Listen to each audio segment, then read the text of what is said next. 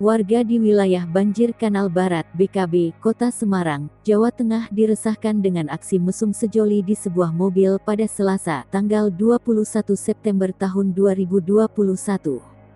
Pasangan tersebut bahkan tak segan untuk melakukan aksi tak senonoh di pinggir jalan saat banyak pengendara yang melintas. Aksi ini juga sempat direkam oleh warga dan videonya menjadi viral di media sosial.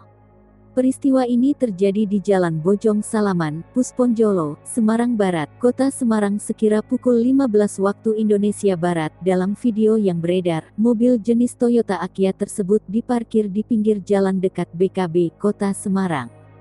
Mobil tersebut sempat bergoyang beberapa kali hingga memancing perhatian warga. Warga yang merasa resah kemudian berupaya menghampiri mobil. Saat terpergok, penumpang mobil langsung buru-buru tancap gas meninggalkan lokasi. Seorang saksi mata mengatakan, dirinya sempat mengamati mobil tersebut lantaran mencurigakan.